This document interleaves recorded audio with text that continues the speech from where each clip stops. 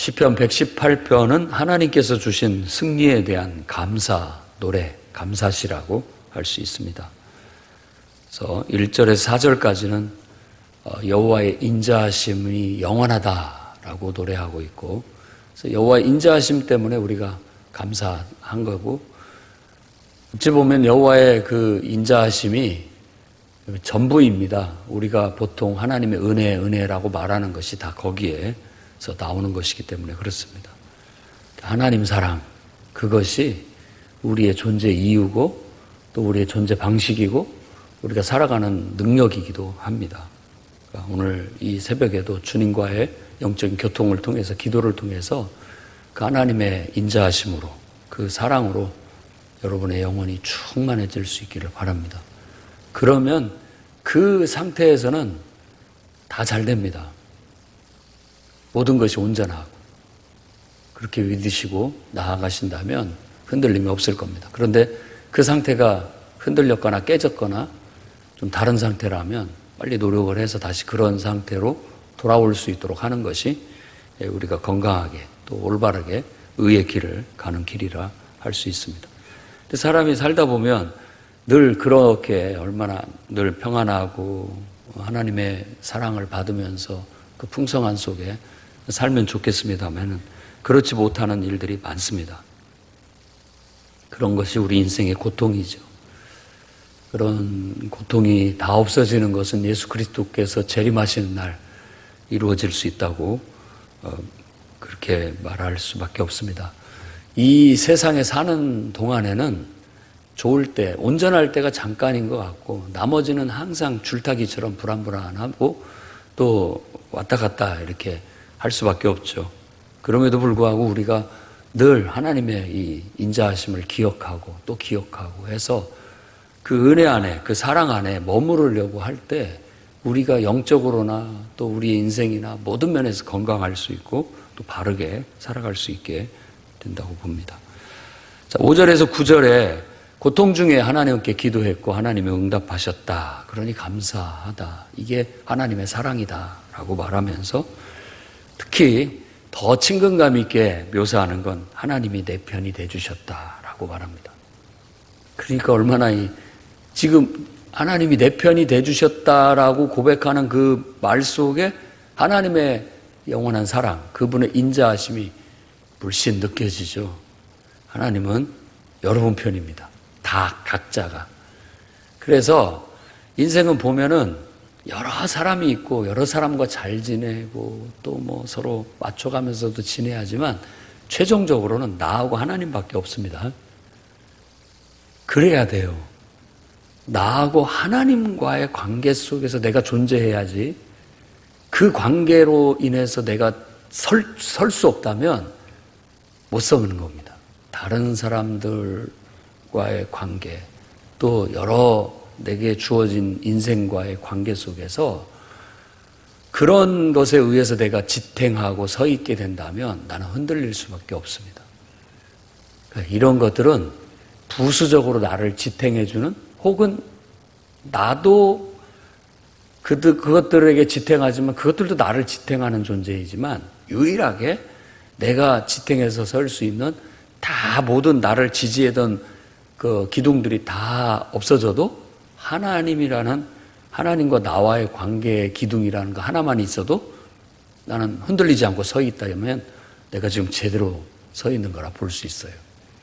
그 고백이 어쩌면 주님은 내 편이십니다.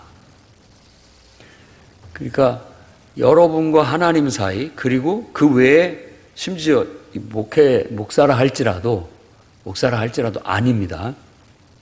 하나님과 내가 붙들려 바로 서 있는 가운데에서 목회자도 있고 또 형제 자매도 있고 모든 것들이 있게 돼야 건전하고 온전한 것이라고 볼 수가 있어요. 그러니 우리가 살면서 하나님 외에는 여러분 편이 없다? 그렇게 이미 마음을 먹고 살면 제일 속 편하지 않을까 싶습니다. 하나님만이 내 편이에요. 그 옛날에 이제 저도 목회하려고 했을 때 우리 담임 목사님이 목회를 하려면 결혼을 해야 된다. 마지막까지 네 편은 그거 하나밖에 없다. 뭐 이제 교인들이 내 편이 아니다 이런 것을 강조하시면서 그 자기 편 하나는 있어야 의지가 되고 그래도 할 수 있다 이렇게 말하는 거. 예, 여러분의 배우자가 여러분 편이죠. 마지막까지. 설령 여러분이 좀 잘못했어도 여러분 편입니다. 아마 그럴 겁니다. 그런 존재가 있다는 건 감사한 일이죠. 그런 것을 통해서 사람은 심리적인 안정과 또 영적인 안정감을 갖는데 세상 사람들을 너무 믿지 말라는 의미에서 그런 말을 드리는 겁니다. 여기서도 세상 누구도 의지할 거 없고 그저 하나님이 내 편이면 됐다. 이런 마음, 그게 우리를 안정감을 갖게 하고 또 너무 사람한테 기대하거나 너무 사람을 믿지 않게 해주는 좋은 장치입니다. 이 신앙에서 나오는 거죠. 그래서 내 편이라는 말을 반복해서 말하고 있습니다. 그것은 하나님에 대한 신뢰와 확신. 그런 신뢰와 확신이 내가 영적으로 바로서고 내가 심리적으로 강하게 내 마음을 강하게 하는 비결이고 또 다른 사람과의 관계를 건강하게 쌓아가는 일이에요. 그렇지 않으면 조금만 나한테 섭섭하게 하고 조금만 좀 서운하게 하면 그것 때문에 막 힘들어하고 잠 못 이루하고 나는 저한테 어떻게 했는데 저는 나한테 이렇게 하는가 싶고 관계 때문에 너무 힘들어하게 되는 겁니다. 근데 그런 것에 초연해지는 거예요. 하나님이 유일하게 내 편이고 하나님을 통해서 내가 영적으로 충족되어지게 된다면 사람은 다른 사람의 관계는 덤이에요. 덤.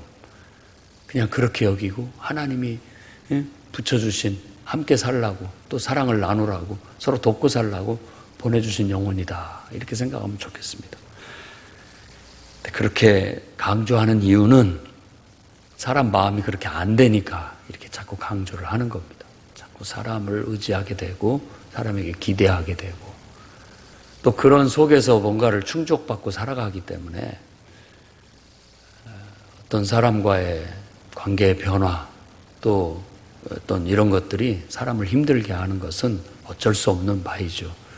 네, 그것마저도 하나님이 주신 은혜다, 사랑이다, 하나님의 사랑이다. 하나님의 사랑 안에서 해석하고자 한다면 그것도 어느 정도 받아들일 수 있는 너무 크게 상처받지 않고 또 너무 크게 자존심 상해하지 않고 또 너무 시기하거나 질투하지 않고 살아갈 수 있는 비법이라 생각됩니다. 10에서 14절은 사방에 애워싼 것에 대한 반복적인 표현을 다루고 있습니다. 뭐 나라가 나를 애워싸고 벌들이 나를 애워싸고 인생이라는 건 그런 느낌이에요. 하나님만이 내 편이에요. 사실은 여러분한테 잘해주는 사람도 순간 적이 될 수가 있고요. 또 아무리 잘해준다고 할지라도 어느 순간 나를 힘들게 하는 그런 존재일 뿐인 거예요.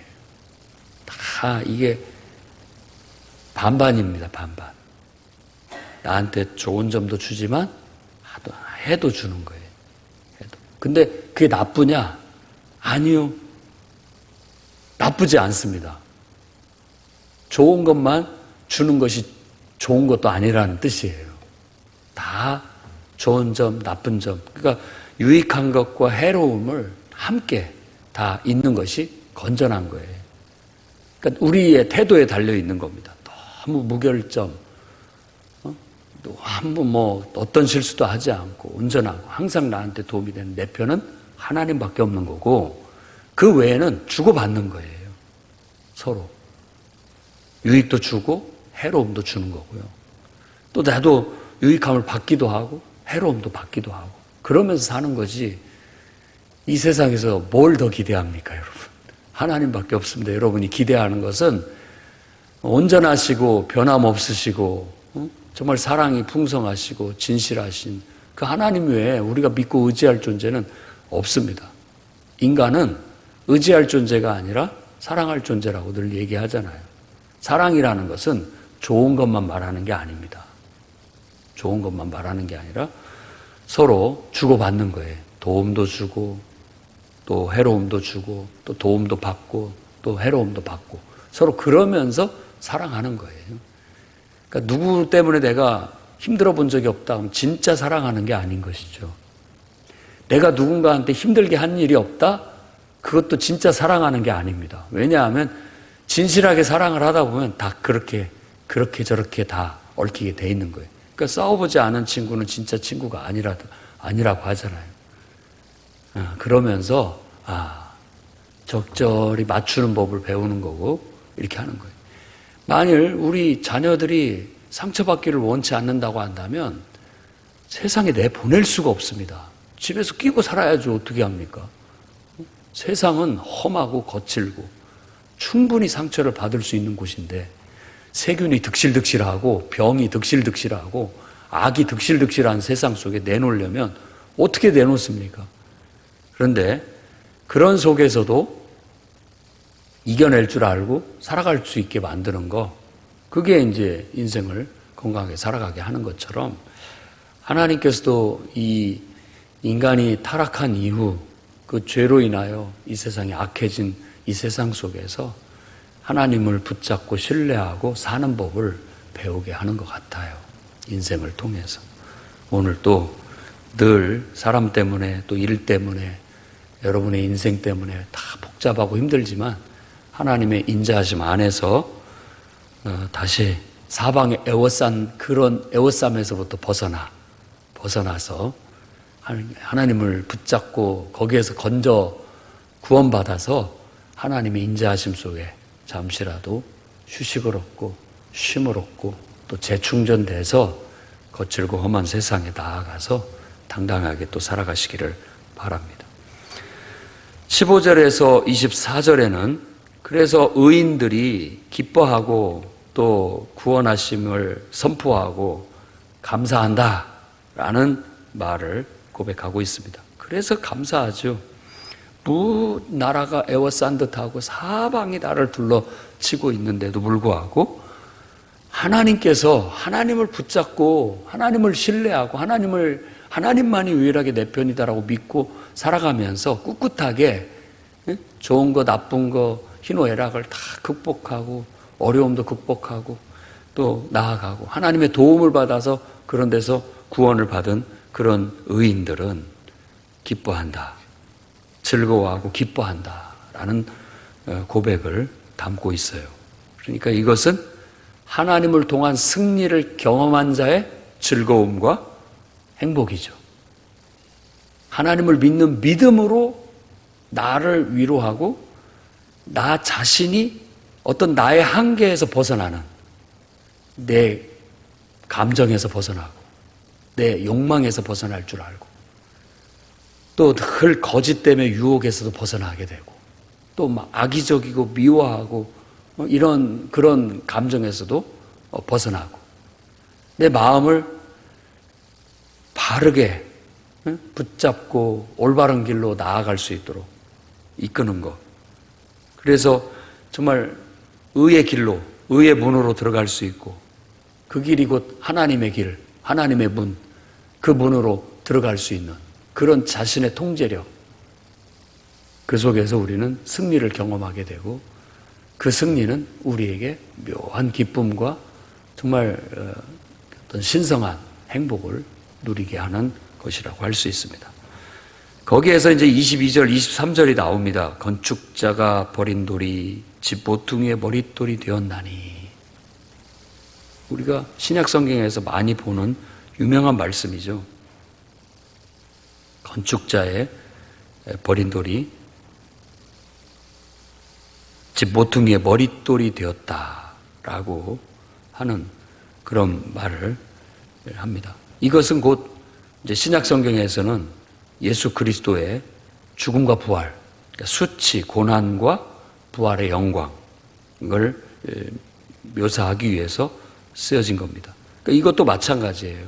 사방에 에워쌈을 당하고 우리가 어떤 고난을 받고 수치를 당하는데도 그 속에서 뭔가 이렇게 마치 건축자가 버린 돌, 쓸데없어서 버린 돌이지만 이 돌이 아주 요긴하게 쓰이게 되었다라는 그런 묘사입니다. 우리 인생도 하나님의 손에 붙들리면 버릴 게 없다라는 거예요. 버릴 게 없어요. 우리 존재가 정말 가장 아마 기분이 나쁘고 자존심이 상하고 힘든 것은 자기 자신이 인정받지 못하는 것일 거예요. 안 그런다라고 말하는 사람은 거짓말인 것이고, 누구나 다 자기 존재감을 찾을 때 삶의 의미나 가치를 느끼는 겁니다.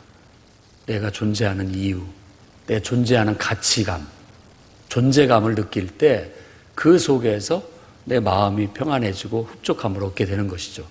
그런데 그것이 손상됐다고 싶을 때 이제 자기 존재에 대한 부정이 일어나는 거잖아요. 내가 나 같은 인간이 살아서 뭐하나 싶기도 하고, 아무짝에 쓸모가 없다라고 느끼는 거예요. 내가 느끼는 것도 참 큰 아픔이지만, 다른 사람이 나한테 그렇게 말하는 것은 더더욱이나 기분이 나쁜 일이죠.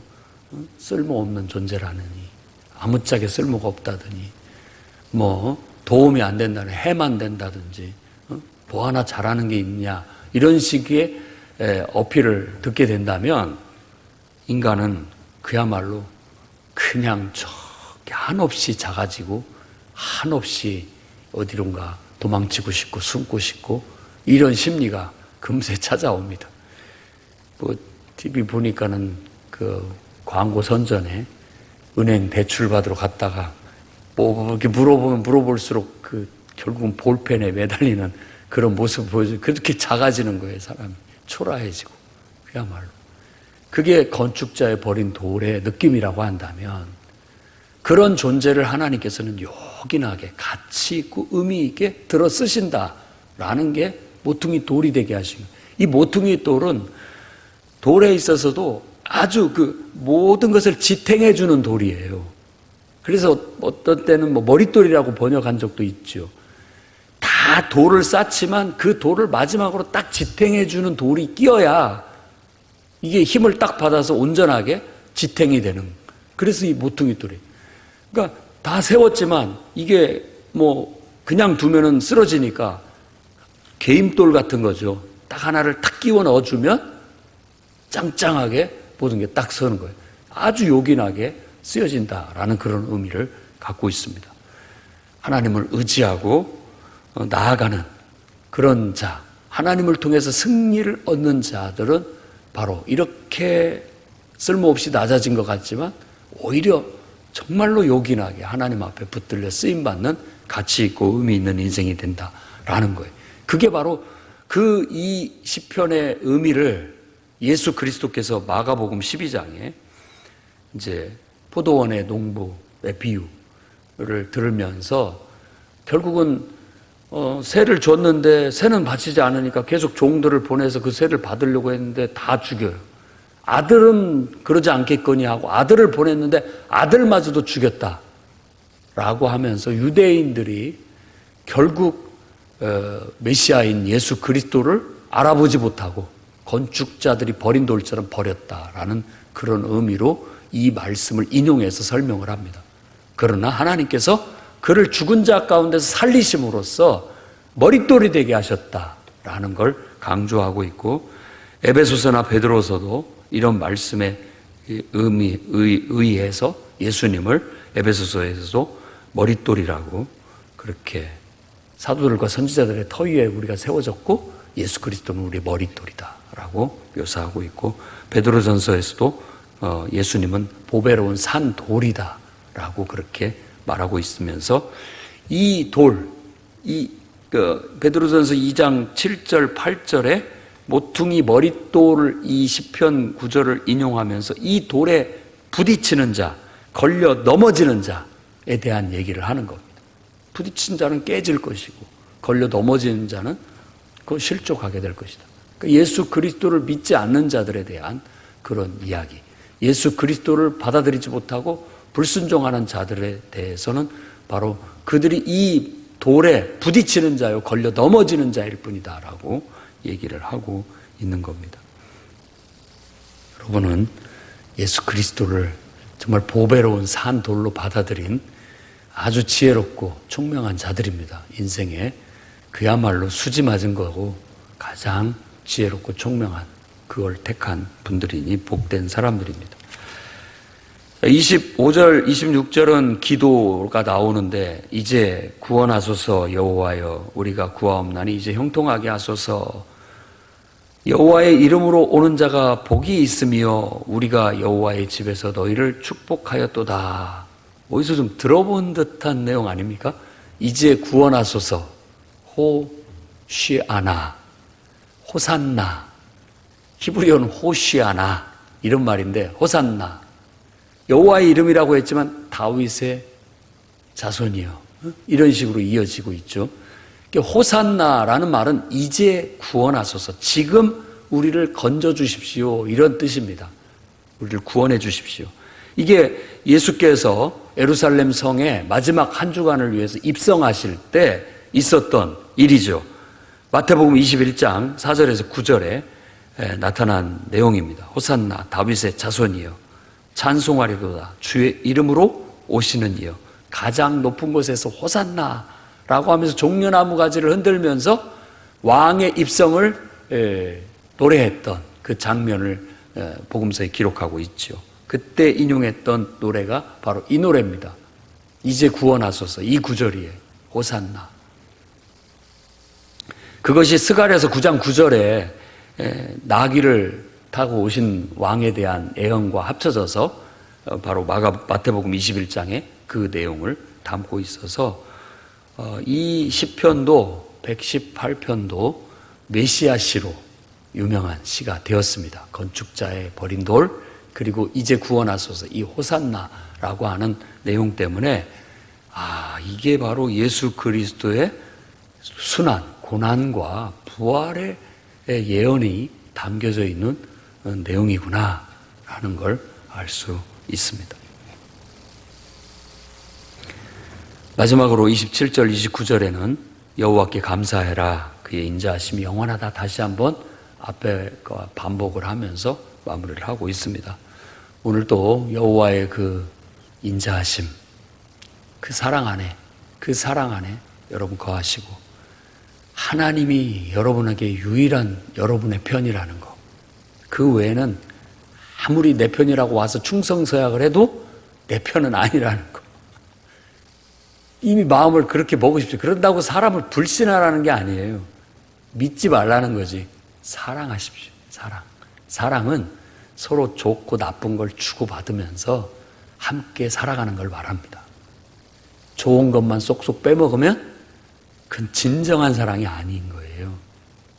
나쁜 것을 받을 줄 알아야 되고 또 내가 나쁜 것을 주고도 산다라는 것을 그걸 또 받아주는 그런 사람이라는 것을 서로 부족하고 서로 연약하니까 서로의 그 연약함과 부족함을 서로 감싸주면서 품어주면서 보충해주면서 살아가도록 하나님께서 우리의 관계를 맺어주신 거예요. 다 하나님의 큰 그 사랑 안에서 품고 사방에 애워싸움을 당하지 마시고 사방에 애워싼다 할지라도 하나님의 손을 붙잡고 일어서시고 당당하게 건강하게 의의 길로 행복하게 살아나가시기를 주의 이름으로 축원합니다.